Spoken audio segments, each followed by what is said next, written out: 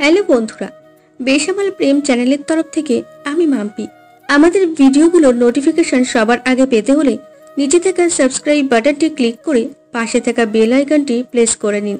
আর আমাদের ভিডিওগুলোতে like, share, comment করতে মোটেও ভুলবেন না। ধন্যবাদ সবাইকে। তোমরা আমার অনেক বড় উপকার করলে। এরপর বিদায় নিয়ে বাসায় চলে এলাম। এসে বোরকা খুলে ফেললাম। হাত মুখ ঘেমে গেছে, গোসল করে নিলাম। কি এবার খুশি তো? খুশি মানে? চল আজকে তোদেরকে ট্রিট দিব। মনি চলে গেছে? আমাকে বলে যেত। আসছে কখন খেয়াল করেছিস? এরপর মনের সুখে গান গাইতে থাকলাম। ও না হয় আমার সাথে বাঁধলে তোমার সাত পাকের জীবন, ও দু হাত ভরে সাজাবো তোমায় দেবীর মতো সুনিপুণ। ও জাত কুল ভুলে এসো না ফিরে আমারই মন পাজরে। এরপর একটা 420 ঘুম দিলাম। সকালে ঘুম থেকে উঠে ফ্রেশ হয়ে বসে আছি। কিরে মন খারাপ নাকি? বসে আছিস কেন? না, এমনি বসে আছি। ভার্সিটিতে যাবি না? হ্যাঁ চল। এরপর নাস্তা করে ভার্সিটিতে গেলাম। ক্লাসে বসে থাকলেও মন পড়ে আছে সানজিদার কাছে। কিছুক্ষণ পর ক্লাস শেষ হলো। মনি, একবার সানজিদার সাথে দেখা করাতে পারবে? আজকে না, 2টা দিন যাক, তারপর সারাদিন দেখা করতে পারবে। এখন একটু এই চিন্তাটা মাথা থেকে নামাও তো দেখি। ঠিক আছে, 2 দিন পর কিন্তু দেখা করাতেই হবে। মোবাইল দিয়ে ভিডিও কল দেখা করো। সবকিছু কি বলে দিতে হয় নাকি? এই কথাটা তো আমার মাথায় ছিল না। এমন সময় সানজিদাকে ফোন দিলাম, ফোন বন্ধ বলছে। সানজিদার ফোন বন্ধ। আমি দেখছি। এরপর মনি ফোন দিল, ফোন বন্ধ পেল। আমিরুল, তোমার কাছে এমন কোনো নাম্বার আছে যা সাধারণ তেমন কেউই জানে না, শুধু তুমি জানো? আছে। ওই নাম্বারে ফোন দাও। আমি ওই নাম্বারে ফোন দিলাম, কিন্তু ফোন রিসিভ করছে না। ফোন রিসিভ করছে না। তাহলে মনে হয় ওই ফোন সাইলেন্ট করে রাখছে। চিন্তা করো না, রাতে ঠিকই কথা বলতে পারবে। তোমরা দুজন আমার জন্য অনেক কিছু করলে। যদি কখনো সুযোগ পাই তাহলে আমিও তোমাদেরকে সাহায্য করবো ইনশাল্লাহ। অবশ্যই, আমাদের যখন সমস্যা হবে তোমরা দুজন আমাদেরকে সাহায্য করবে। এরপর বাসায় চলে এলাম। কিছুক্ষণ পর সানজিদার সেই নাম্বার থেকে ফোন এলো। হ্যালো, কেমন আছো? ভালো আছি। তুমি কেমন আছো? ভালো আছি আলহামদুলিল্লাহ। খাওয়া দাওয়া শেষ করেছো? না, একটু পর করব। তুমি খাওয়া দাওয়া শেষ করছো? আর তোমার বাসার অবস্থা কি এখন? বাসায় এখন তেমন কোনো সমস্যা নেই, কিন্তু মনে হয় বিয়ের জন্য ছেলে দেখা শুরু করবে। চিন্তা করো না, সবকিছু ঠিক হয়ে যাবে। আমার খুব ভয় করছে। একদম ভয় পাবে না। এখন রাখি। তোমার ফোনে এমবি আছে? না, কেন? রাতে ভিডিও কল করে কথা বলবো। ঠিক আছে, আমি একটা ব্যবস্থা করছি। আমি রিসার্চ করে দিচ্ছি, আমার বিকাশ আছে। ঠিক আছে। এরপর ফোন কেটে দিলাম। খাওয়া দাওয়া শেষ করে রুমে বসে আছি। খেয়াল করলাম গতকালের মোজা নোংরা হয়ে আছে, তা ধুয়ে দিলাম। এরপর একটা ঘুম দিলাম। রাতে সানজিদার সাথে ভিডিও কল করে কথা বলছি, এমন সময় সানজিদার বাবা তার টের পেয়ে যায়। সানজিদা ফোন কেটে দিল। মনে হয় সানজিদাকে অনেক গালাগাল দিয়েছে, মারতেও পারে। অনেক টেনশন হচ্ছে। কেন যে কথা বলতে গেলাম। 2 ঘন্টা পর আবার ফোন দিলাম, ফোন বন্ধ। তার মানে সানজিদার কাছ থেকে ফোন নিয়ে গেছে। পরদিন ঘুম থেকে উঠে পড়তে বসছি, এমন সময় দরজায় টোকার আওয়াজ পেলাম। দরজা খুলে দেখি কয়েকজন ছেলে দাঁড়িয়ে আছে। কি চাই? আমিরুলকে চাই। আমি আমিরুল। ছেলেরা বলল একটু ভিতরে চলেন। আমি ভিতরে গেলাম। কয়েকটা হঠাৎ করে পিছন থেকে মাথায় বাড়ি দিল, এরপর লাথি দিতে থাকলো। রনি রুমে আসতেই রনিকেও মার দিতে থাকলো। কিছুক্ষণ পর আমাকে একটা বস্তায় ভরে ফেললো। আমার কথা বলার শক্তি নেই। হঠাৎ করে জ্ঞান হারালাম। যখন জ্ঞান ফিরলো তখন দেখলাম একটা গোডাউনে আমি বন্দী। আমি আস্তে আস্তে চোখ খুললাম। প্রচন্ড রকমের ব্যথা করছে মাথায় আর শরীরে। গলাটা শুকিয়ে কাঠ হয়ে গেছে। পানি পানি বলে চিৎকার দিলাম। একটা ছেলে এলো। আমাকে একটু পানি দেওয়া যাবে? পানি খাবি? হ্যাঁ, একটু পানি দেন। এই নে। বলেই নাকে মুখে ঘুষি দিতে শুরু করলো। এরপর আবার জ্ঞান হারালাম। এরপর আবার যখন জ্ঞান ফিরলো দেখলাম আমি অন্য একটা ঘরে। তার মানে আমাকে আগের জায়গা থেকে সরানো হয়েছে। কোনো কথা বলার মতো শক্তি আমার নেই। কথা বলার চেষ্টা করছি কিন্তু পাচ্ছি না। এরপর আবার অনেক কষ্ট করে পানি চাইলাম। একটা ছেলে এসে আমার হাতের বাঁধন খুলে দিল, পানির বোতল দিল। আমি পাগলের মতো পানি খেলাম। এখন বল, সঞ্জিদাকে ভুলে যাবি নাকি আরো মার খাবি? ভাই, আমার জীবন চলে গেলেও ভুলতে পারবো না। তাহলে তোর বেঁচে থাকার কি দরকার বল? এই বলে আবার মার দিতে শুরু করলাম। এরপর আবার জ্ঞান হারালাম। যখন জ্ঞান ফিরল তখন দেখলাম আমি রাস্তার পাশে ডাস্টবিনের উপর পড়ে আছি। আমার পাশে কাক তার আপন গতিতে চেঁচিয়ে যাচ্ছে, কিন্তু আমি কোনো কথা বলতে পারলাম না। শরীর অনেক দুর্বল। বুঝতে পারলাম কয়েকটা টুকাই এসে আমাকে দেখে চিৎকার দিয়ে উঠল, আর কয়েকজন মানুষ এসে আমাকে উঠিয়ে হাসপাতালে নিয়ে গেল। তখন আমি জ্ঞান হারিয়ে ফেলেছি। মনে হয় 2 দিন পর আমার শরীরে কথা বলার মতো শক্তি পেলাম। একজন নার্স এসে বলল, আপনি কি এখন কথা বলতে পারবেন? হ্যাঁ, কিন্তু কেন? থানা থেকে পুলিশ এসেছে আপনার জবানবন্দি নেওয়ার জন্য। আমার কোনো অভিযোগ নেই। কিছু করার নেই, এই 2 দিনের ঘটনা মিডিয়া পর্যন্ত চলে গেছে। পুলিশ আপনার জ্ঞান ফেরার জন্য অপেক্ষা করছিল। আমি কোনো অভিযোগ করতে পারবো না। এমন সময় পুলিশ এসে বলছে, আপনি ভয় পাবেন না, আমরা আপনার পাশে আছি। আমার কোনো অভিযোগ নেই। আমরা প্রাথমিকভাবে তদন্ত করেছি এবং বাকি কাজটি এগিয়ে নিতে আপনার সাহায্য চাই। এই বিষয়ে আমি আপনাদেরকে কোনোভাবে সাহায্য করতে পারবো না, সরি। আপনার নাম ও ঠিকানা তো বলবেন। আমি আমার নাম ঠিকানা দিলাম, এর বেশি কিছু বললাম না। পুলিশ অনেক চেষ্টা করলো কিন্তু আমি আমার জায়গাতে অবিচল। এরপর পুলিশ বুঝতে পারলো এখান থেকে কোনো লাভ নেই, তাই পুলিশ চলে গেল। শরীরে রক্ত দিচ্ছে, পটাটপ করে এক একটা করে রক্ত শিরিষের মাধ্যমে দিচ্ছে। আমার শরীর থেকে যে রক্ত ঝরছে তা পূরণ করার জন্য রক্ত দেওয়া হচ্ছে, কিন্তু রক্ত তো বেশি ঝরেছে মনের ভিতর। সেই চিকিৎসা কে করবে? রাতে মা বাবা এলো। মা প্রচন্ড কান্না করছে, বাবা কোনো কথা বলছে না। এটা কিভাবে হলো? কপালে ছিল। রনি এই হাসপাতালে ভর্তি আছে। আমরা তোকে অনেক খুঁজেছি কিন্তু পাইনি। কেন এমন হলো বল? আমি কিছু জানি না। তুই জানিস কিন্তু বলবি না, তাই তো? আমি কাউকে চিনি না। কখনো আমি তোর কথার বাইরে যাইনি। তোকে নিজের বন্ধুর মতো করে বড় করেছি। আমাকে বলতে পারিস না? আসলে সানজিদা হচ্ছে মিম, ওর পরিবার এইসব করছে। তবে আমার মনে হয় না ওর বাবা এতটা কঠোর হতে পারে।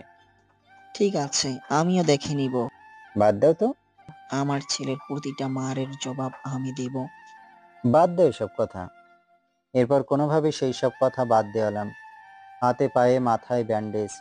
ঘটনাটা এত ভয়াবহ না হলেও পারতো। কিছুক্ষণ পর মনি এলো। কেমন আছো? ভালো। রনির একটা হাত ভেঙে গেছে। আমি চুপ করে রইলাম। সানজিদাকে জোর করে দেশের বাইরে পাঠিয়ে দিছে। কোন দেশে? তা আমি জানি না। তুমি কি খোঁজ নিতে পারবে? ওই বাড়িতে আমার যাওয়া বন্ধ করে দিছে। আমাকে অনেক অপমান করছে। আমার পরিবারের সাথে ঝগড়া লাগছে। আমার জন্য সব হয়েছে। না, এখানে আমারও দোষ আছে। তোমার কোনো দোষ নেই। আচ্ছা, তুমি এখন রেস্ট নাও। এরপর মনি চলে গেল। তোর মায়ের বান্ধবীর মেয়েকে বিয়ে করে দেখিয়ে দে। আমি কখনো তোমার কথার সাথে একমত হতে পারিনি, আজও পারলাম না। আমার ছেলে বিয়ে করলে সানজিদাকেই বিয়ে করবে। মা হয়ে নিজের ছেলেকে মারতে চাইছো? আমার ছেলের শরীরে রক্তে একটা ফোঁটাও আমি বিনা কারণে ঝরতে দিব না। দরকার হলে আরও মার খাবে, কিন্তু বিয়ে সানজিদাকেই করবে। এটা কেমন কথা বলছো? তুমি কি বলছো তা ভেবে দেখছো? আমিরুল, তুই পারবি না? পারবো। আমি ওদের বাড়ির দারোয়ান বা কাজের লোককে দিয়ে ওদের বাড়ির সব খোঁজ খবর দিব। কিন্তু সঞ্জিতা তো দেশের বাইরে। তাতে কোনো সমস্যা নাই, দেশে তো একদিন আসবেই। ওরা যদি আমার ছেলেকে কিডন্যাপ করে মারতে পারে, আমিও ওদের মেয়েকে কিডন্যাপ করে আমার ছেলের সাথে বিয়ে দিতে পারবো। এটা আমার চ্যালেঞ্জ। এরপর আমি ঘুমালাম। সকালে ঘুম ভেঙে গেল।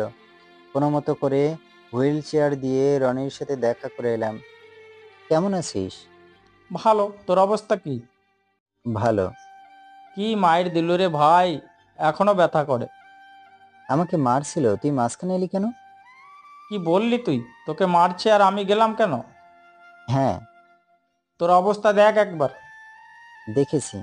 আমি না গেলে তোকে মেরেই ফেলতো। আমাকে ধরে নিয়ে গেছিল, মারার হলে সেখানেই শেষ করে দিত। সবগুলো চেহারা আমার মনে আছে। বাদ দে সব কথা। তুই বাদ দিলেও আমি ছাড়বো না। আমার মার খাবার ইচ্ছে হয়েছে। আমরা ফিল্ডিংয়ে ছিলাম, এখন আমরা ব্যাটিং করব। আমি এখন যাই।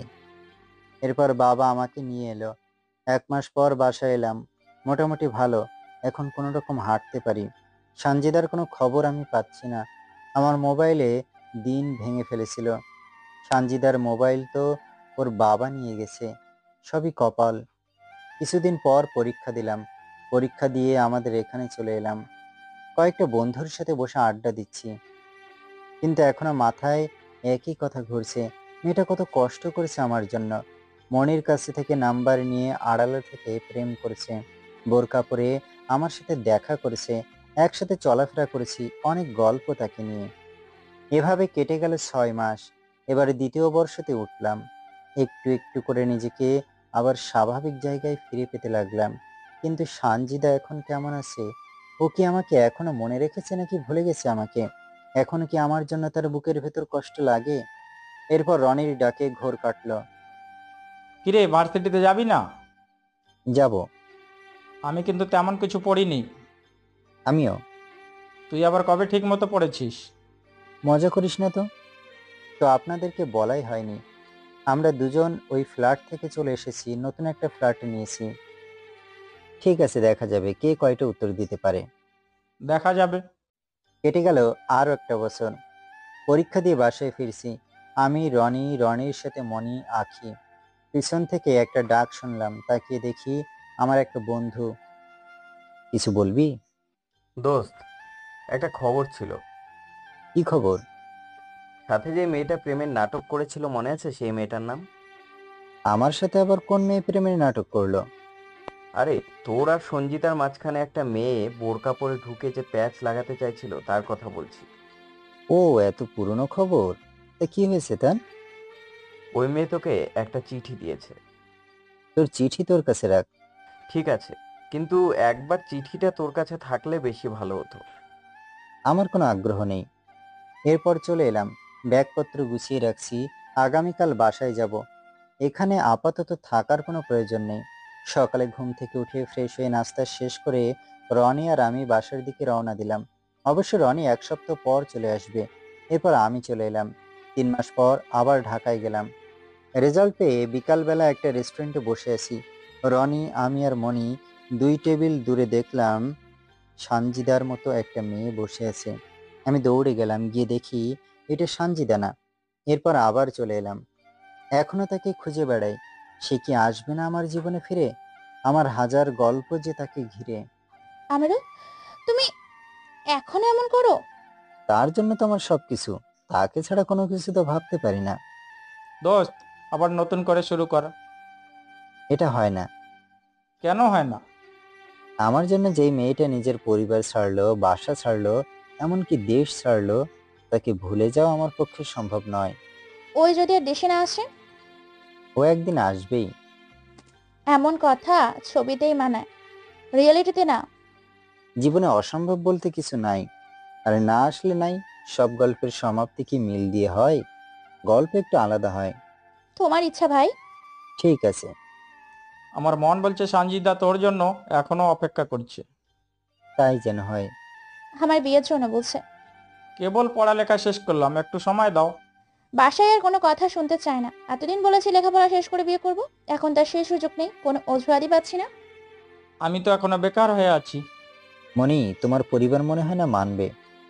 আমার পছন্দের মূল্য দিতে চেষ্টা করবে বাবা মা, কিন্তু রনি রনি কোনো চাকরি না পেলে তো কিছুই বলতে পারছি না। আর কয়েকটা দিন আমাকে সময় দাও।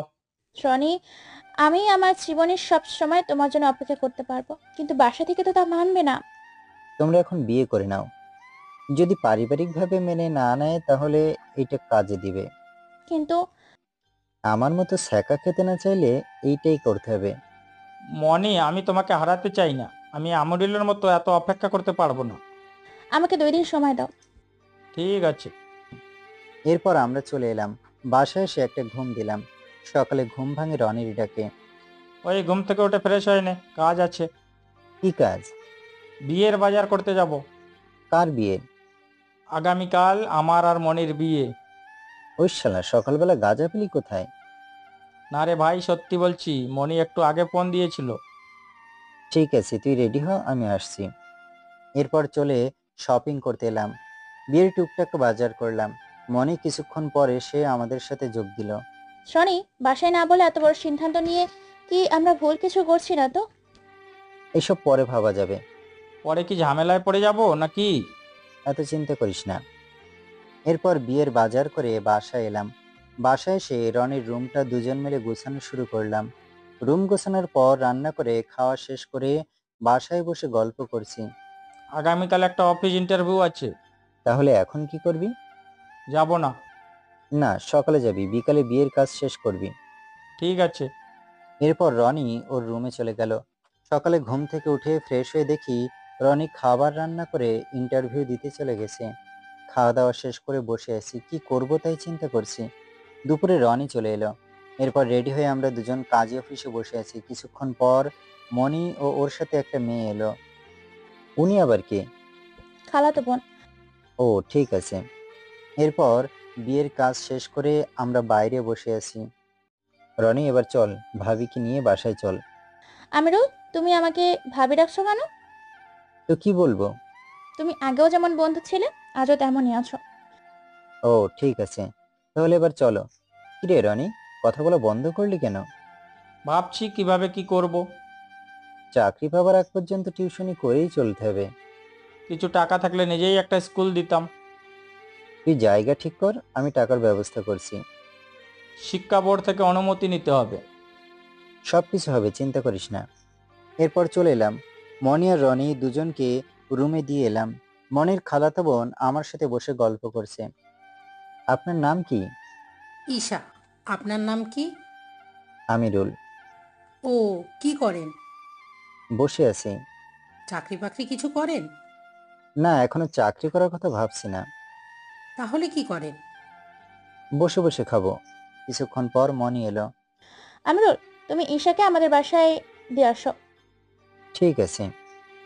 বাসা থেকে বের হয়ে একটা সিএনজি নিলাম। বসে বসে গল্প করতে করতে মনিদের বাসার সামনে দিয়ে এলাম। বাসায় এলাম, কানে হেডফোন লাগিয়ে ঘুমিয়ে গেলাম। সকালে ঘুম ভাঙলো মনির ডাকে। আমিরুল, ওঠো, নাস্তা করে নাও। কে রান্না করছে? রনি করেছে। ওর রান্নার হাত ভালো। হতে পারে। এখনো তুমি খাওনি? না। তোমার খাওয়া দাওয়া শেষ করে নাও, আমি পরে খাবো। রনি তোমার জন্য অপেক্ষা করছে। ঠিক আছে, আসছি। এরপর ফ্রেশ হয়ে নাস্তা করে তিনজন মিলে গল্প করছি। আমাকে আজ বাসায় যেতে হবে। আজকে না গেলে হয় না? বাসায় সবার জানে বান্ধবীর বাসায় বেড়াতে গেছে। তাহলে তুমি যাও, কিন্তু রনির সাথে মাঝে মাঝে বাসায় আসবে। আমিরুল, বেশি হয়ে যাচ্ছে। সরি। আমিরুল, আমি বলি কি, তুমি একটা ব্যবসা শুরু করো। এটাই নিয়তি করেছি। এরপর কিছুক্ষণ কথা বলে মনিকে নিয়ে রনি চলে গেল। একা একা বসে আছি, কি করা যায় চিন্তা করছি। কিছুক্ষণ পর একটু ঘুরতে বের হলাম। কিছুক্ষণ হাঁটাহাঁটি করে আবার রুমে এলাম। চিন্তা করলাম রেস্টুরেন্টের ব্যবসা করব। রাতে বসে গল্প করছি। রনি, চল দুজন মিলে একটা ছোট্টখাটো ব্যবসা শুরু করি। আমার তো চাকরি করার ইচ্ছা। ও, আমি ভেবেছিলাম তোকে নিয়ে একটা রেস্টুরেন্টের ব্যবসা করব। আমি ভাই কোনো রিস্ক নিতে পারবো না। জীবনে রিস্ক নেওয়া ছাড়া বড় হওয়া যায় না। ভাই তুই বড় হ, আমি মনিকে নিয়ে কোনোভাবে বেঁচে থাকতে পারলেই হবে। ও, তাও ঠিক বলছিস। তোকে একটা কথা বলা হয়নি। কি কথা?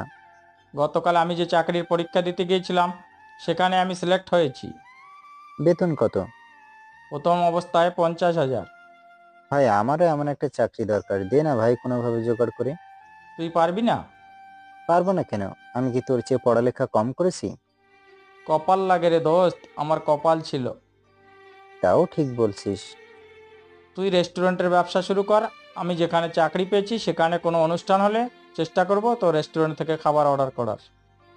থাক ভাই, লাগবে না, আমি নিজেই সব করতে পারবো। তোর দেখছি অনেক কনফিডেন্স। কনফিডেন্সের দেখেছিস কি? এখনো শুরু করিনি, শুরু করতে দে, দেখবি আমার ম্যানেজার এক সময় 50,000 টাকা বেতন পাবে। আপাতত তুই মাসে 50,000 টাকা ইনকাম করে দেখা। এই কথা? তুই এখন থেকে এখানে একাই থাক, আমি বাসা পরিবর্তন করব। কেন? এখানে থাকলে সমস্যা কি? তুই ভাই 50,000 টাকা বেতন পাবি, তোর সাথে আমাকে মানাবে না। আসি। এখন তুই কোথায় যাবি? ময়মনসিংহে যাব। কেন? ব্যবসা করব। আমার ভালো দেখে তোর হিংসা হচ্ছে? দুর্বাল। পাগলামি করিস না। গেলাম রে। এরপর চলে এলাম। বাসায় এসে বাবা মায়ের সাথে বসে গল্প করছি। এখন তাহলে কি করবি? ব্যবসা করব। তুই বরং আমার সাথে ব্যবসা কর আর আমার মতো সরকারি চাকরি কর। এই জন্য জীবনে এগিয়ে যেতে পারলে না। কেন? আমি থেমে থাকলাম কোথায়? আমার লক্ষ্য একটা জায়গাতেই, বেশি জায়গায় খেয়াল করতে চাই না। তা জায়গা ঠিক করা আছে কি? না। জায়গা ঠিক করে আয়, কত টাকা লাগে আমি আছি। আমি ঢাকায় ব্যবসা করতে চাই। আগে এখানে কর, তারপর টাকা যাবি। ছোট থেকে একটু একটু করে বড় হতে হয়, একেবারে বড় হওয়া যায় না। ঢাকাতেই শুরু করব। কিভাবে কি করতে হবে তা আমি জানি। কিন্তু টাকার সমস্যা থাকলে বলো। টাকার কোনো সমস্যা নেই। তাহলে আমি জায়গা ঠিক করে আসি। এরপর আবার ঢাকায় গেলাম। উত্তরা পার্কের সাথে জায়গা ঠিক করলাম। বাবা মাকে খবর দিলাম। এখানে রেস্টুরেন্ট চলবে? চলবে না মানে? দৌড়াবে। কিভাবে বুঝলি?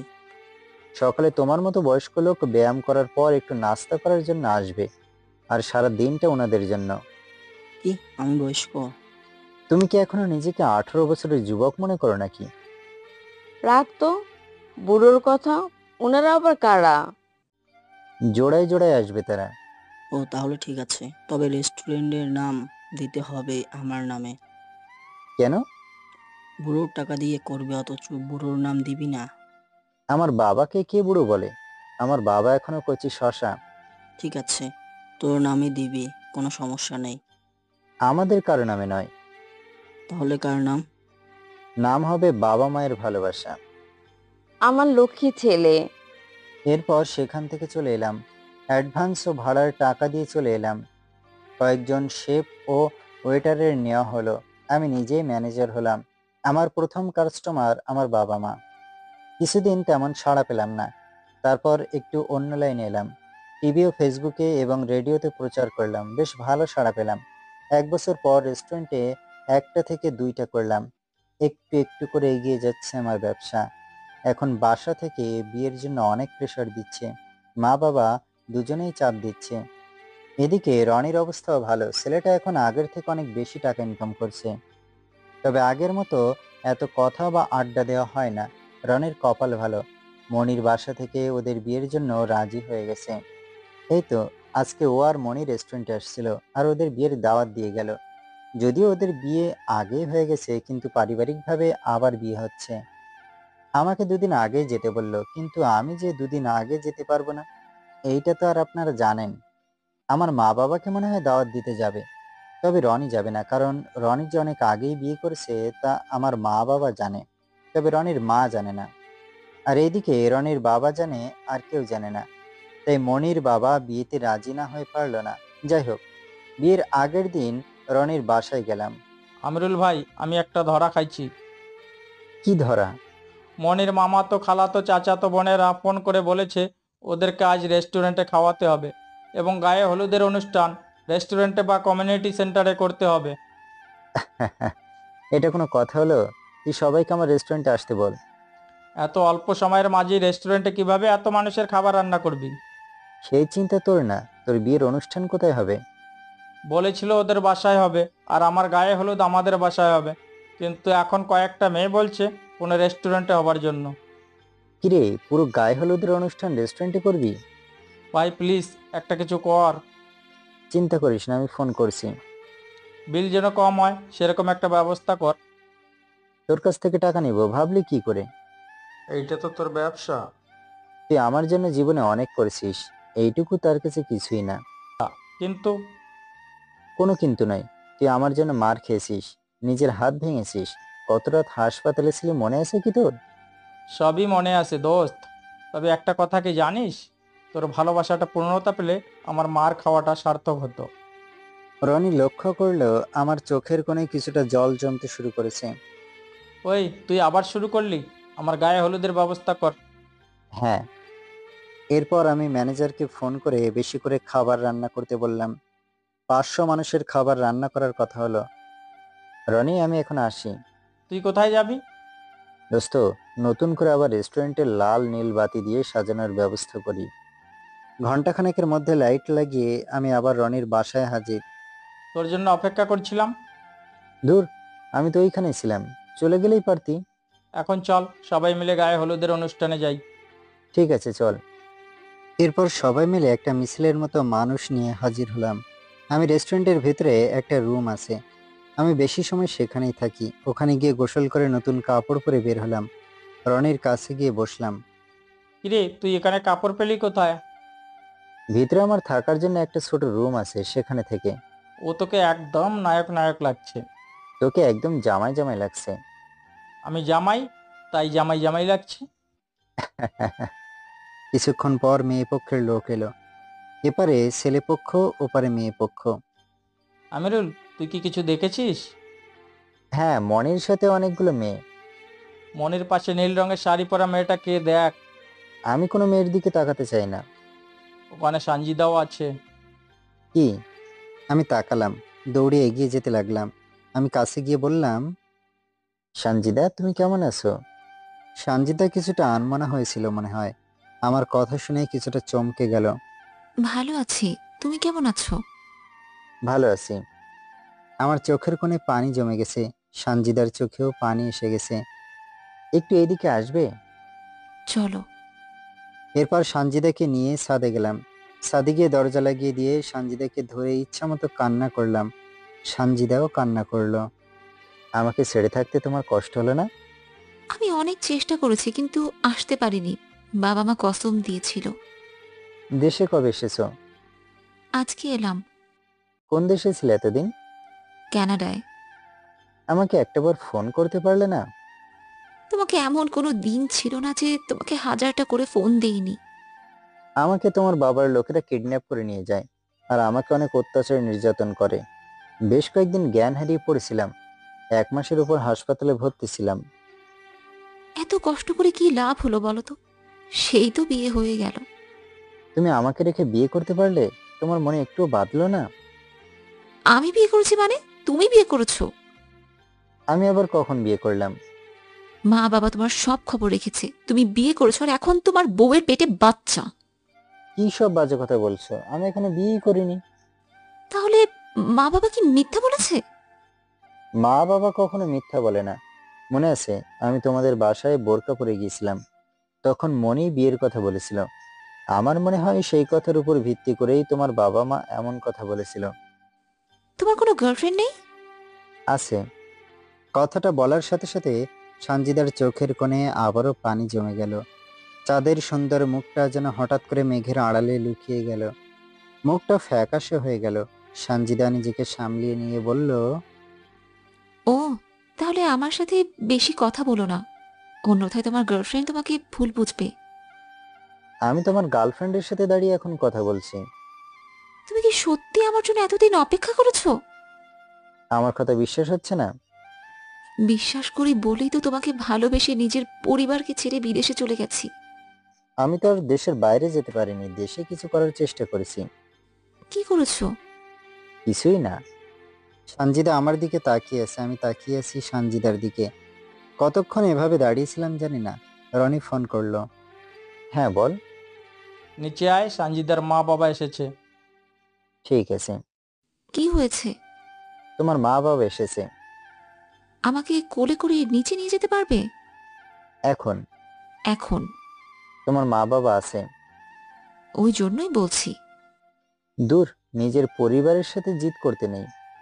তুমি ঠিক আগের মতোই আছো। তুমিও। তা এতদিনে কোনো ছাত্রদের বোনকে পছন্দ হয়নি? যে একজন কে হয়েছে তার জন্য যে পরিমাণ কষ্ট করতে হয়েছে, আর ছাত্র পড়াবো না। চলো নিচে চলো। আর একটু থাকি। নিচে আঙ্কেল আন্টি আসছে। চলো, এদের দুজনের সাথে আমরাও বিয়েটা করে নেই। একটু সময় দাও। তারপর নিচে চলে এলাম। সানজিদা আর আমি একটু পর পর কথা বলছি, এই বিষয়টা ওর মা বাবা লক্ষ্য করছে। কিছুক্ষণ পর সানজিদার বাবা আমাকে ডাক দিয়ে আড়ালে নিয়ে গেল। এখানে কি চাও আর আমার মেয়ের কাছে কেন? যাও। আপনার মেয়েকে ভালোবাসি তাই। তোমার দেখছি শিক্ষা হয় না। বেঁচে আছি যতক্ষণ ওর হাত ছাড়বো না। তুমি তো বিয়ে করেছো, তাহলে আবার আমার মেয়ের জীবন নিয়ে সিনেমিনি খেলছো কেন? আঙ্কেল, আমি এখনো বিয়ে করিনি। মিথ্যা বলো না। মিথ্যা বলে আমার কোনো লাভ নেই। এমন সময় স্বামী এলো। স্যার কেমন আছেন? ভালো আছি, তুমি কেমন আছো? আমি না আপনাকে অনেক মিস করি। কোথায় ছিলেন এতদিন? আমি আঙ্কেলের দিকে তাকিয়ে বলি, কিছু গুন্ডা আমাকে তুলে নিয়ে গেছিল। ওরা আমাকে অনেক মেরেছিল। 8 দিন পানি পর্যন্ত দেয়নি, শুধু মেরেছে। এরপর সুস্থ হতে আমার অনেক সময় লেগেছিল। এই যে আজকে যেই ছেলের বিয়ে হচ্ছে, ও আমাকে বাঁচাতে আসছিল। ওর একটা হাত ভেঙে যায়। আপনি গুন্ডাদেরকে মারলেন না কেন? আমি তো মারপিট করতে পারি না। শামীম, তুমি তোমার আম্মুর কাছে যাও। শামীম, আন্টির কাছে যাও। 8 দিন রাখছে মানে আর হাত ভাঙার কোনো প্রশ্নই আসে না। আমি তো বলেছিলাম তোমাকে শাসানোর জন্য, মারতে বলিনি। আমার হাত পা ভেঙে দিয়েছেন। আমাকে বাঁচাতে গিয়ে আমার রুমমেট রনির হাত ভেঙে দিয়েছেন। চুপ করো। আমি বিয়ে করেছি তা আপনাকে কে বলেছে? তুমি সানজিদার বান্ধবী আশাকে বিয়ে করনি? আশাকে বিয়ে করতে যাব কেন? আশার সাথে আমার কোনো সম্পর্ক ছিল না। সানজিদার বান্ধবী হিসেবেই আমি ওকে চিনি। তাছাড়া আশার সাথে আমার দেখা হয়েছিল মাত্র একবার। ওই আমার জীবনে আসতে চাইছিল, আমি গ্রহণ করিনি। যদি বলেন টাকা পয়সার জন্য আমি সানজিদাকে ভালোবেসেছিলাম, তাহলে আশার টাকা পয়সা আপনার চেয়ে কোনো অংশ কম ছিল না, আরো বেশি ছিল। সানজিদা আপনার কাছ থেকে যে অংশ পাবে তার চেয়ে কয়েক গুণ বেশি আশার ছিল। আঙ্কেল বসে পড়ে নিজের মাথায় হাত দিয়ে বসে আছে। আঙ্কেল, আপনার ছেলের মাথায় টিউমার হয়েছিল। আমার নিজের হাত খরচের টাকা দিয়ে তার পরীক্ষা করেছিলাম। ওই মাসটা মোটামুটি কষ্ট করেই কাটিয়েছিলাম। আমি যে আপনার ছেলেকে পড়াতাম, কোনোদিন তো টাকা দেয়নি। আমি জানতাম না যে মিম আসলে সানজিদা ছিল। যখন জানতে পারলাম তখন তার হাত ছেড়ে দেওয়াটা কোনো পুরুষের কাজ না। তুমি আর কিছু বলো না। কিছু বলার নেই। বিনা কারণে আমি আমার মেয়েকে মারলাম। আমার বোনের সাথে 2 বছর কোনো কথা বললাম না। মনিকে তো অপমান করলাম। আঙ্কেল, এখন এইসব নিয়ে ভেবে কোনো লাভ নেই। মনির মা বাবা কয়েকদিন আগে আমার কাছে গিয়ে ক্ষমা চাইছে, আর এখানে আসতে রাজি হয়েছি। আচ্ছা আশা, এমন কথা বলো কেন যে ওর সাথে তোমার বিয়ে হয়েছে? একটা বিবাহিত মেয়ে হয়ে কেন বলবে যে তার বিয়ে হয়েছে?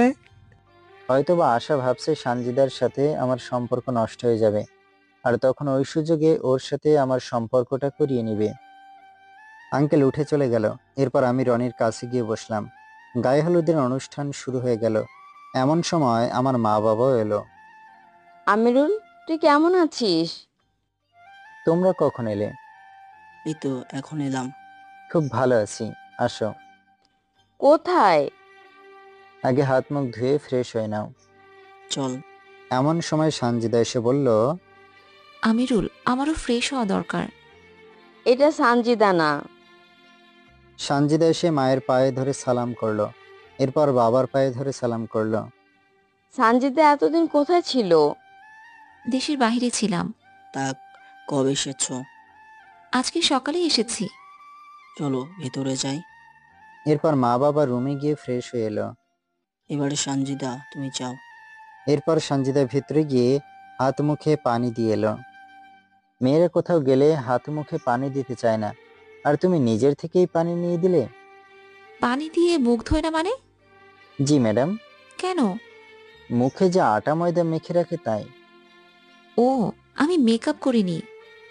কেন? আমি কি জানতাম এখানে তুমি আছো? জানলে তো মেকআপ করতাম। চলো। ওইদিকে রনির গায়ে হলুদের অনুষ্ঠান শেষের দিকে। আমি আবার গিয়ে হাজিরা দিলাম। তুই একটু পর পর কোথায় উধাও হয়ে যাস? আমার তো অনেক কাজ, তাই। হ্যাঁ, 2-3 বছর পর দেখা, তাই কাজটা একটু বেশি। এই কথা বলতে পারলি? আমার কাছে ভালো লাগছে। এখন সবাইকে বলে দেয়। কি বলে দিবি? আমি কানে কানে বললাম, তুই যে আরো অনেক আগে মনিকে বিয়ে করেছিস। ভাই, সবকিছু ঠিকঠাক হচ্ছে। এখানে শুধু শুধু আমার ইজ্জতের ফালুদা বানানোর কি দরকার? তোর তো রাজ কপাল। কেন? দেখ কতগুলো শালি পাইলি। তুই কি চাস আমি তোর মতো বিধবা হয়ে থাকি? এই কথাটা সানজিদা পিছনে দাঁড়িয়ে শুনতে পেল। রনি ভাই, এইটা কেমন কথা বললেন? আমিরুল বিধবা মানে? ও ও কি বিয়ে করেছে নাকি? না তো। তাহলে? এই যে জীবনের অর্ধেক সময় একা একা কাটিয়ে দিল, তাই বলছি। আমিরু, তুমি আমার সাথে এসো। আমি ওর সাথে সাথে গেলাম, একটু নির্জন জায়গায় নিয়ে গেল। তুমি এটা কি বলছো? কোনটা কি বলছি? রনি ভাইয়ের রাজকপাল, তার শালি আছে কারণে।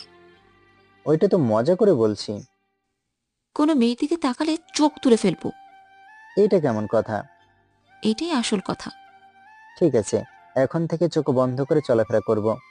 ঠিক আছে। এরপর সানজিদার হাত ধরে হেঁটে হেঁটে আসছি।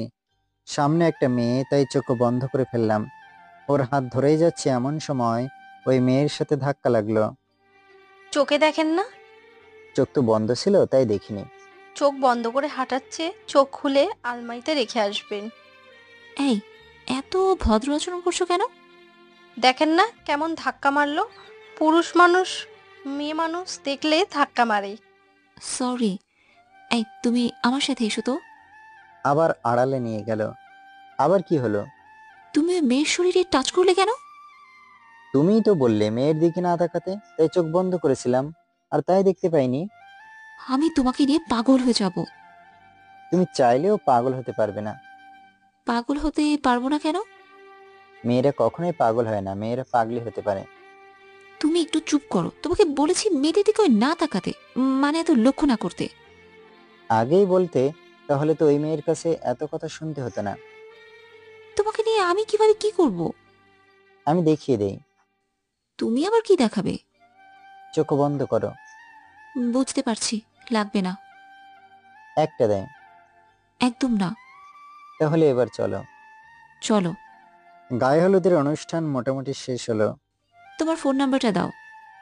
0173790। এরপর সানজিদার নাম্বার নিলাম। এরপর যে যার যার বাড়িতে চলে গেল। আমি, মা, বাবা আমাদের বাসায় চলে এলাম। রাতে অনেক কথা হলো সানজিদার সাথে। সকালে ঘুম থেকে উঠে ফ্রেশ হয়ে নাস্তা করে বসে আছি। বিয়ে বাড়িতে কখন যাবি? বিয়ের একটু আগে। কেন? এখন গিয়ে কি করব? তোর জন্য একটা খুশির কথা আছে। কি কথা? মনে মনে খুশি হলাম। মনে হয় সানজিদার বাবা মায়ের সাথে বিয়ের কথা বলেছে। তারা মনে হয় রাজি হয়ে গেছে। কি খুশির কথা? তোর বিয়ে ঠিক করে ফেলেছি। ওনারা রাজি হয়েছে। রাজি হবে না কেন? তুই কি এখনো বেকার নাকি? আমি কিছুটা লজ্জা পেলাম। তাছাড়া মেয়েটাকেও দেখতে শুনতে অনেক সুন্দরী। তা তো আমি জানি। তুই কিভাবে জানবি? আমরাই তো গতকাল প্রথম দেখলাম। মনের কি রকম যেন মন হয়। কি তোমরা সানজিদার কথা বলছো না? সানজিদার কথা না, সানজিদার মা বাবার সাথে আমাদের সাথে কথা হয়েছে। ওনারা তোর সাথে বিয়ে দিতে রাজি না। তাহলে আমার অনুমতি ছাড়া কেন বিয়ের কথা বলতে গেছো? তুই একদম চুপ কর। আমরা এতদিন সানজিদার জন্য অপেক্ষা করেছিলাম, কিন্তু সানজিদার পরিবার না চাইলে আমরা জোর করে তো আর বিয়ের কথা বলতে পারি না। আমার পক্ষে সানজিদাকে ছাড়া বিয়ে করা সম্ভব নয়। তাহলে আমাদের দুজনের মরা মুখ দেখবি। কি সব যাতা বলছো? ঠিকই বলেছে। তোমাদের মরা মুখ আমি দেখতে চাই না। তাহলে তোর এই বিয়েতে কোনো আপত্তি নেই তো? না, তবে বিয়ের পর আমার মরা মুখ দেখবে। আমাদের পছন্দ করা মেয়ে যদি তোর পছন্দ না হয় তাহলে এই কথা বলবি। বাবা, সকালবেলা আমার মাথাটা নষ্ট করে দিও না প্লিজ। আমি তো আমার নাতি নাতনির মুখ দেখে মরতে পারবো না। আমাদের কি ইচ্ছে করে না ছেলের বউ দেখার? এবার চুপ করো। কেন চুপ করবে? তোমরা বিয়েতে যাবে, গেলে রেডি হও। না গেলে এখানে বসে দিবা স্বপ্ন দেখতে থাকো। দিবা স্বপ্ন নয়, আমরা যে মেয়েটা পছন্দ করেছি সেই মেয়ে দেখতে একদম পরীর মতো। বিয়ের পর তুই নিজেই বলবি এইটা একটা স্বপ্নের রাজকন্যা। বিয়ে বাড়িতে গেলে রেডি হও। তুই না আরো পরে যাবি বললি? না, এখনই যাব। আসলে আমার নিয়ত ছিল বরের আরো পরে যাব, কিন্তু বাসার সবাই কেমন করছে তাতে এখানে থাকাটা ঝুঁকিপূর্ণ। ঠিক আছে, আমরা রেডি হচ্ছি। ওকে, আমরা রেডি হচ্ছি। তারপর বাড়ি নিয়ে চলে গেলাম। তুই মনে হয় বাসায় চলে গেছিলি? কেন, কি হয়েছে তাতে? তোকে ছাড়া এখানে আমার কে আছে বল? কিছুক্ষণ পর বাবা মা এলো, সাথে একটা মেয়ে নিয়ে। সত্যি কথা বলতে মেয়েটা আগুন বরাবর।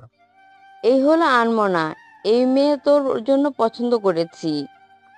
আমি মেয়েটার দিকে তাকালাম। মা বাবার পছন্দের তারিফ করতে হবে।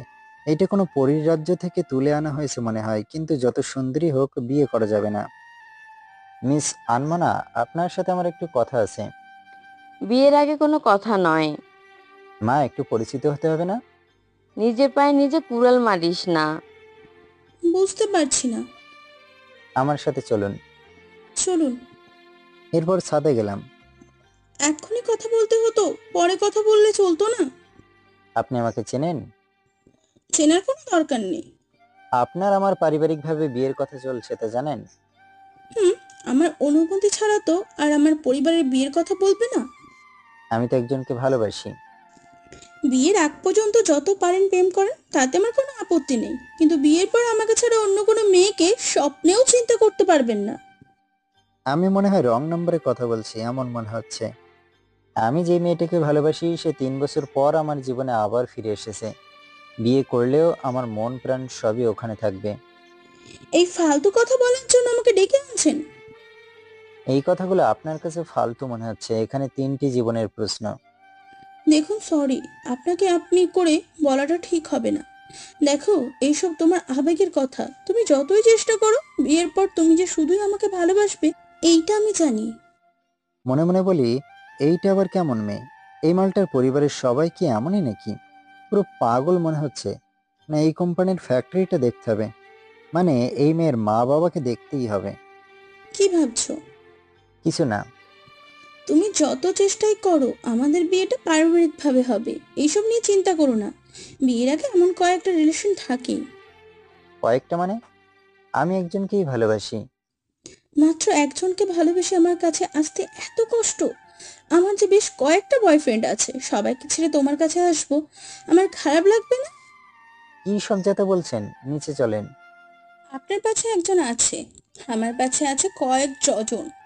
ঠিক আছে, নিচে চলেন। নিচে গিয়ে রনির সাথে বসে আছি। তাহলে কি আগামী কয়েক মাসের মধ্যেই তোর বিয়েটা খেতে পারবো? আপাতত তোর বিয়েটা খা। শোন, নিজের ভালোবাসার জন্য পরিবারের সদস্যদের মন ভেঙে দিস না। গতকাল তুই আর সঞ্জিদা ফাঁদে ছিলি, তখন তোর মা বাবা সঞ্জিদার বাবা মার সাথে কথা বলেছে, তারা রাজি না। সঞ্জিদা রাজি হলেই হবে। বিয়েটা কি দুটো মনের মধ্যেই সীমাবদ্ধ থাকে, নাকি দুটো পরিবারের মিলন? তোর মুখে এই কথা মানায় না। কেন? তুই তো এমনিতেই বিবাহিত, এখন শুধু শুধু নাটক করছিস। আসতে বল, কেউ শুনলে আমার ইজ্জতের ফালুদা হয়ে যাবে। তো চল এখন গোসল করে যাওয়ার জন্য প্রস্তুত হ। এখন সবাই মিলে গোসল দেবে, নিজে নিজে গোসল করতে হবে না। এমন সময় রনিকে আন্টি এসে নিয়ে গেল। একা একা বসে আছি। কিছুক্ষণ পর এলো আনমনা। একা একা বসে আছেন কেন? এমনি। বিয়ের গোসল হচ্ছে ওইদিকে, চলুন যাই। এইসব আমার কাছে ভালো লাগে না, আপনি যান। বাহ, আপনি তো বেশ রোমান্টিক। বিয়ের আগেই জান বলে ডাকতে শুরু করেছেন। এই, আমি আপনাকে জান বলিনি, জান বলছি। এখান থেকে যেতে বলেছি। আনমনা হাত ধরে বলছে, চলুন বিয়ের গোসল দেখব। হাত ছাড়েন। বেশি দেরি করলে জড়িয়ে ধরে চিৎকার দিব বলে দিলাম। ঠিক আছে, চলুন। এরপর পুরোটা সময় একসাথে দাঁড়িয়ে বিয়ের গোসল দেখলাম।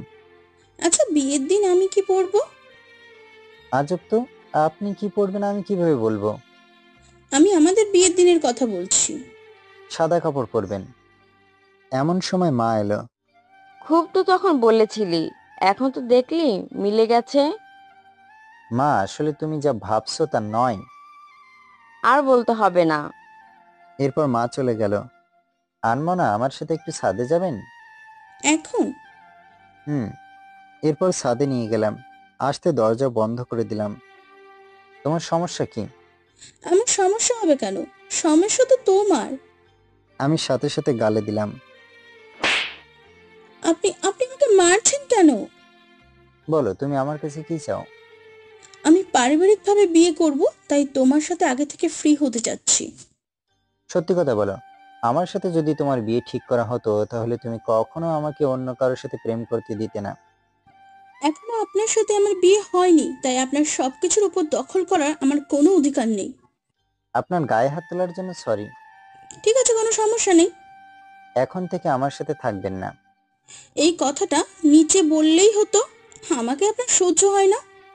সহ্য হয় না এমনটা নয়, আপনার কিছু কিছু বিষয় অনেক খারাপ লাগে। থাক ভাই, এত নাটক করার দরকার নেই। এরপর নিচে চলে এলাম।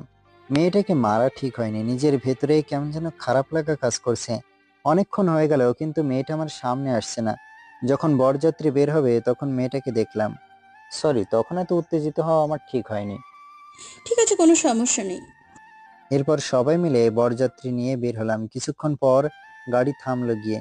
সবাই মিলে বিয়ের গেটে দাঁড়িয়ে আছি। চোখ পড়লো সানজিদার উপর। আজকে দারুণ লাগছে। লাল শাড়িতে ছোট ছোট পুঁতিগুলো রোদের সোনালী আলোতে মনে হচ্ছে ও চাঁদের আলো ছড়াচ্ছে। কিছুক্ষণ পর চোখের দিকে তাকিয়ে থাকলাম। এরপর গেটে টাকা নিয়ে কথা কাটাকাটি হচ্ছে। 50,000 লাগবে। 5,000 দিব। এই ছেলেপক্ষের লোকগুলো অনেক কিপটা রে। এই যে আমরা কিপটা না, আমরা হলাম দিলওয়ালা মানুষ। খোলামেলা মন আমাদের। আপনারা প্রয়োজনে অধিক দাবি করেছেন। অত কথা তো শুনতে চাইছি না গো। লটারি দেন, লটারিতে যদি 50,000 ওঠে তাহলে তাই দিব। এরপর কাগজ রাখা হলো। একটা মেয়ে কাগজ দিল। একটু দাঁড়ান, কাগজগুলো চেক করে নেই। ও মা, কাগজে তো সব দেখি 1,50,000। এইসবের নিচে কোনো অপশন নাই। এই যে, এর কম হবে না, হবে না, হবে না। আমি রনির কানে কানে বললাম, অনেক টাকা দরকার রে এখানে। ভাই, যেভাবে হোক কম সম কর। এরা তো এখানেই 1 মাসের বেতন নিয়ে টানাটানি করছে। সবাই চুপ করেন। জামাই বলছে এখানে যদি 50,000 টাকাও দেওয়া হয় তাহলে আপনারা টাকাটা নষ্ট করে ফেলবেন। তো তো কিছুই না, আপনাদের সবাই নিয়ে একবেলা খাওয়ানো হবে, যে যত খেতে পারেন। কিন্তু কবে? এইসব বিষয়ে বাকি থাকে না। আপনারা চাইলে আজকেই হবে। আজকের না, আগামীকাল। মনি আপুকে সাথে নিয়ে যে কোনো রেস্টুরেন্টে খাবো। ঠিক আছে, আমাদের কোনো সমস্যা নাই। আমরুল, তোকে খরচ কমাতে বলছি, বাড়াতে বলিনি। ধুর মদন আলী, তুই চিন্তা করিস না। আগামীকাল তুই অসুস্থ থাকবি, তারপর দিন তোদের বউ ভাত, এরপর দিন তোর অফিস খোলা। এত চিন্তা করিস না। এখানেই এই কাহিনী খতম কর। টাকা দে। আমার কাছে এখন টাকা নাই, মায়ের কাছে আছে, সেখানে যা। আন্টি, টাকা দেন। কত টাকা? 1 লাখ। এরপর টাকা দিয়ে দিলাম। শোনেন, জামাই অনেক বিজি বুঝছেন, আগামীকাল কোনোভাবেই সময় দিতে পারবে না, তাই এখানেই সব কাজ শেষ করতে বলছে। 50,000 লাগবে। আমি আগেই বলছি, আমরা দিল খোলা মানুষ, আমরা আপনাদেরকে পরীক্ষা করেছিলাম। কিরে রনি, তুই কি বলিস? হুম। জামাই খুবই বড় মনের মানুষ। আমার সাথে থেকে থেকে ওর মনটাও বড় হয়ে গেছে, তাই 50,000 দিতে পারবে না। রনি, কি বলিস? হুম। এর কম হবে না। এই মেয়ে, তুমি কি সদরঘাটের ফকিন্নি নাকি? 50,000 একটা টাকা হলো। আমরা তোমাদেরকে 1 লাখ টাকা দিব। এই নাও টাকা। এই না না, আমি বলছি কম দিতে, তুই দিলি বেশি। সবাই হাসি শুরু করে দিছে। এরপর ভিতরে গেলাম।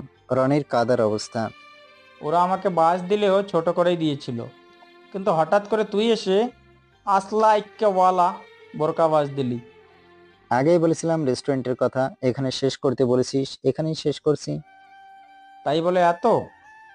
তোর তো একটা ইজ্জত আছে না বেটা? আমাকে শেষ করে দিলি। আমার শত্রুর দরকার নাই, তোর মতো বন্ধু থাকলে তার ধ্বংস হতে সময় লাগবে না। বসে বসে কথা বলছি, এরপর একটু ঘোরাঘুরি বের করছি।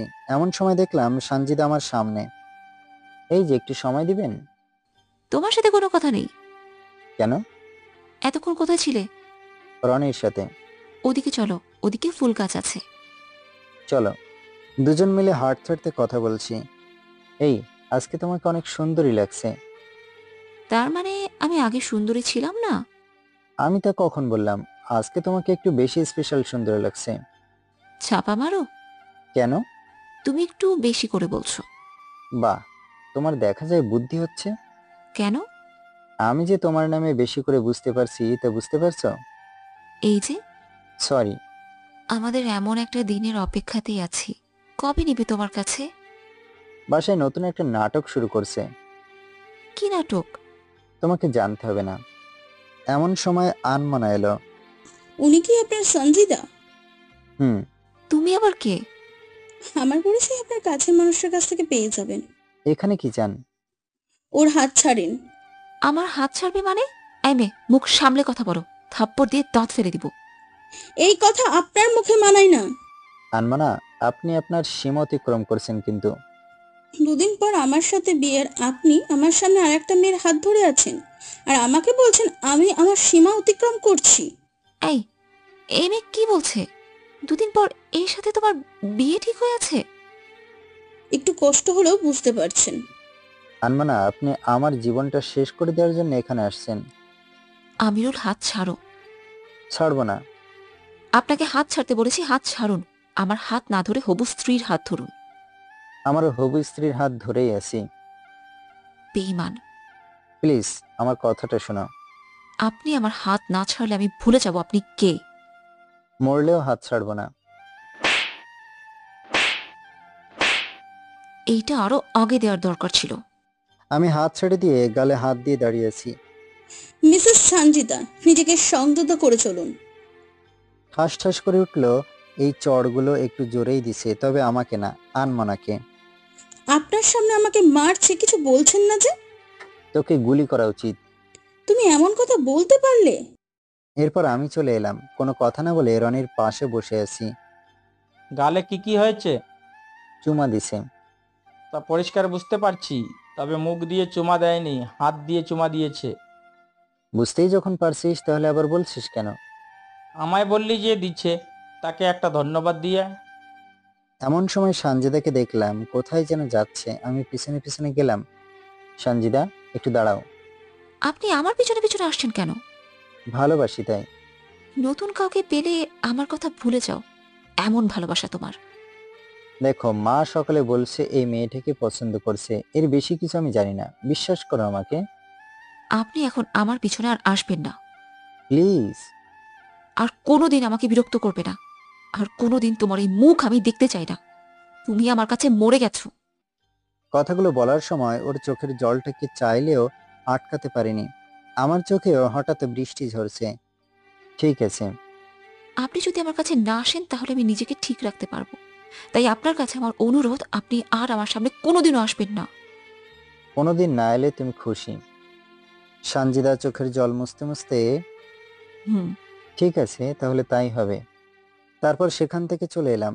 যখন একটু সুখের জায়গায় পৌঁছে যাই তখনই কারো না কারো নজর লাগে। জীবনটা ডাব থেকে ঝুনা নারকেল হয়ে গেল গো। এরপর কোনোভাবে বিয়ের অনুষ্ঠান শেষ হবার পর্যন্ত অপেক্ষা করলাম। বিয়ের অনুষ্ঠান শেষ হলে বের হব এমন সময় আনমান আমার পাশে এসে দাঁড়ালো। এমন সময় সানজিদাও এলো। আমাকে অনমানের সাথে দেখে আরো রেগে গেল। আমার কি দোষ বলেন? আপনারাই তো সাক্ষী যে আমার কোনো দোষ নাই। জাতি জানে কিন্তু সানজিদা জানে না। আপনারা সাক্ষী দেন, তাহলে হয়তো ও বিশ্বাস করবে। সাক্ষী মানে লাইক কমেন্ট করেন। আনমানা, তুমি কি আমাকে একটু শান্তি দেবে প্লিজ? কেন? আমি তো আপনাকে এখনো কিচ্ছু বলিনি। বলছি আপনার সমস্যা কি, বলতে পারবেন? আপনি আমার কাছে আসবেন না। অনেক ধৈর্য ধারণ করেছি, এখন থেকে যে আমার আর আপনার মাঝে আসবে তার জীবন শেষ করে দিব। আমাকে চেনেন, আমার চাচা কিন্তু মন্ত্রী, বাবা অনেক বড় ব্যবসায়ী। আমি চাইলে আপনাকে ঘুম করে দিতেও পারি। আমি কিছুটা ভয় পেয়ে গেলাম। না, ঘুম করার দরকার নাই।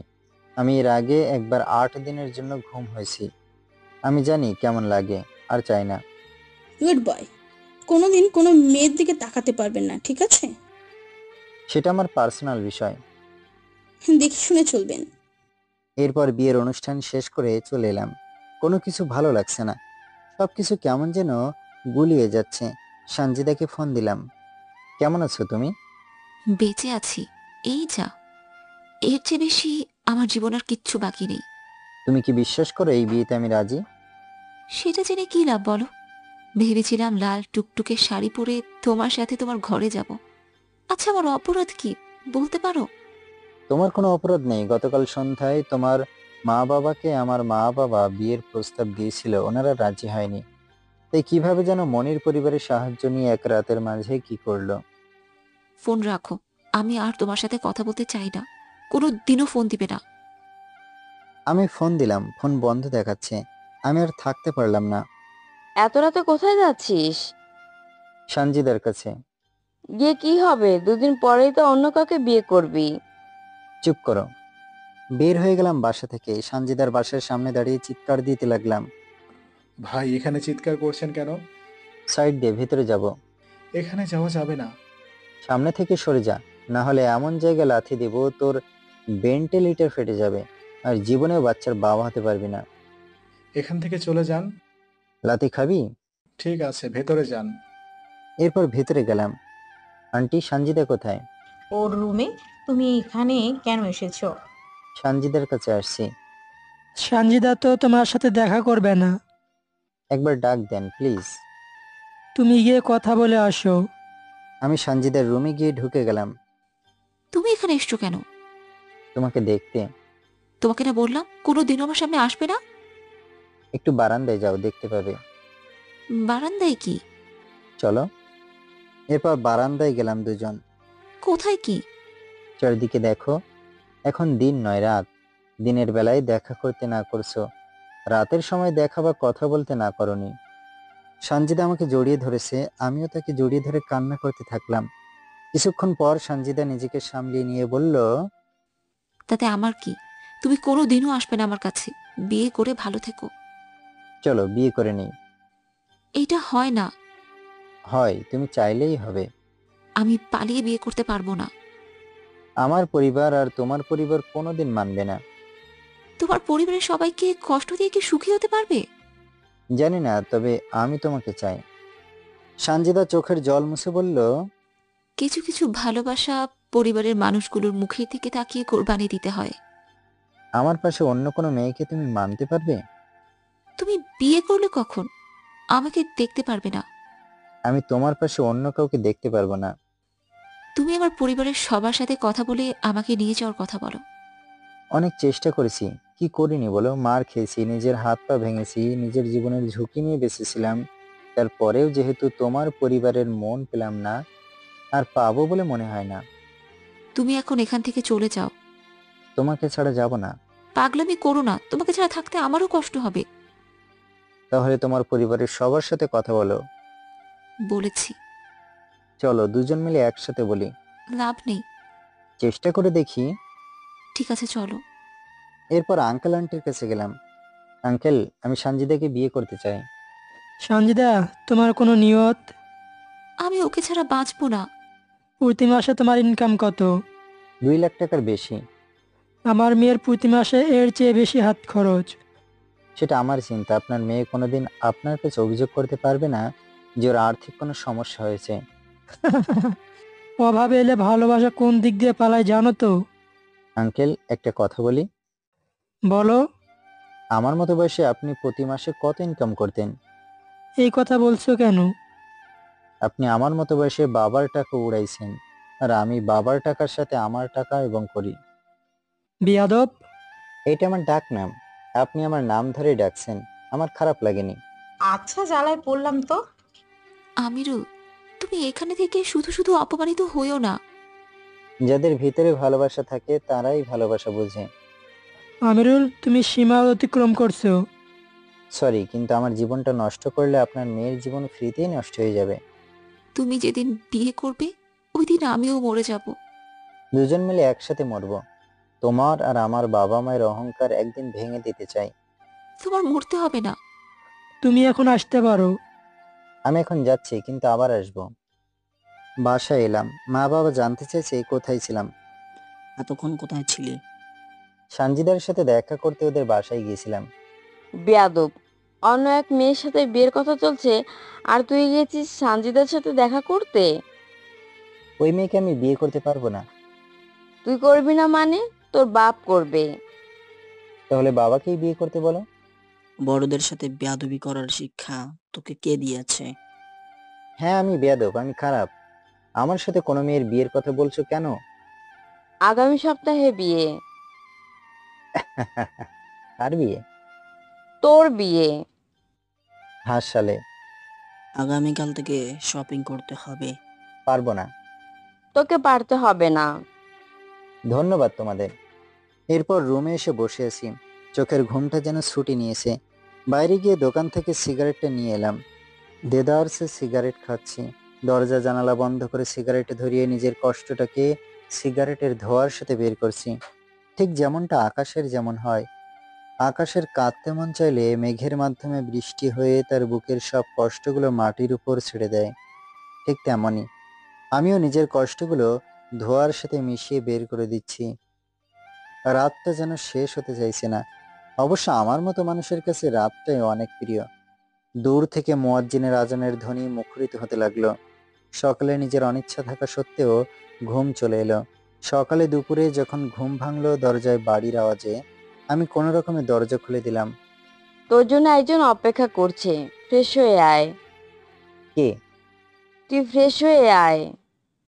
আমি ফ্রেশ হয়ে ড্রয়িং রুমে গেলাম। গিয়ে দেখি আনমনা এসেছে। হাই, কি চাই? আজকে শপিং করতে যাব। তা আমাকে বলছেন কেন? একটা কথা বলি। কি কথা? আমার বাবা মা আপনার সব কথা জেনেও আমার সাথে আপনার বিয়ে দিতে রাজি হয়েছে। আমিও আপনার অতীত জানি, মিনিমাম সম্মানটা দেওয়ার জন্য চেষ্টা করবেন। আমিরুল, ধারা। দাঁড়িয়েই আছি। মা কাছে এসে বলছে, আমার মাথায় হাত রেখে কথা দে, আমাদের পছন্দ করা মেয়েকেই বিয়ে করবি। পারবো না। তাহলে আমাদের দুজনের মরা মুখ দেখবি। আমি অসহায় হয়ে তাদের দিকে তাকিয়েছি। তাকিয়ে থেকে লাভ নেই, আনমনার সাথে শপিং করতে যা। ঠিক আছে আনমনা, আপনি বসুন, আমি আসছি। ঠিক আছে। এরপর আমি রুমে ফিরে কাপড় পাল্টে এলাম। আমি গাড়ি বের করছি। আনমনা বলল, গাড়ি বের করতে হবে না, আমরা রিক্সা দিয়ে শপিং করতে যাব। তোর কথাই হবে নাকি? তুই হেঁটে হেঁটে আয়। আমি গাড়ি দিয়ে গেলাম। আনমনা আমার দিকে তাকিয়ে আছে। এত বাজে ব্যবহার করেন কেমন করে? পছন্দ হলে থাকো, না হলে কেটে পড়ো। ঠিক আছে চলুন, কিন্তু শপিং মলে দয়া করে একটু হাসি খুশি থাকবেন। চেষ্টা করব। এরপর শপিং মলে গেলাম। আপনি মনে করেন সানজিদার জন্য শপিং করছেন, ঠিক ওইভাবেই শপিং করবেন। পারবো না। আপনার কথা বাদ দিন, আপনার মা বাবার কথাটা একবার ভাবেন। ওনারা বিশ্বাস করে আপনাকে আমার সাথে পাঠিয়েছে, সেই বিশ্বাসটা রাখার চেষ্টা করেন। ঠিক আছে, এত কথা বলার দরকার নেই। এরপর কিছু কেনাকাটা করে বাসায় চলে এলাম। রাতে সানজিদার সাথে আবার দেখা করার জন্য বের হলাম, কিন্তু সানজিদা আমার সামনে আসলো না। কোনোভাবেই একটা বারের জন্য ওর মুখ দেখতে পেলাম না। অনেক কষ্ট নিয়ে আবার বাসায় এলাম। বাসায় এসে দেখি আনমনা ও মা বাবা একসাথে বসে হাসাহাসি করছে। আমাকে দেখেই হাসাহাসি বন্ধ করে দিল। আজকে কি দেখা করতে পারেননি? সানজিদা আর তোর সাথে দেখা করবে না, আমাদের সাথে কথা হয়েছে। লক্ষ্মী ছেলের মতো বিয়েটা করে নে। তোমরা একটু চুপ করো। রুমে এসে বসে আছি আর চিন্তা করছি, আচ্ছা সত্যি কি সানজিদা আমার সাথে আর কথা বলবে না? কিন্তু কেন? আমি ওর মা বাবা বলেও আটকাতে পারলো না। কিন্তু আমার মা বাবা একবার বলতেই আমার সাথে কথা বলতে চাচ্ছে না। ডাল মে কুছ কালা হ্যায়। আমি রুম থেকে বের হয়ে আনমনাকে বললাম, আনমনা চলো তোমাকে পৌঁছে দিয়ে আসি। আনমনা ভূত দেখার মতো করে আমার দিকে তাকিয়েছে।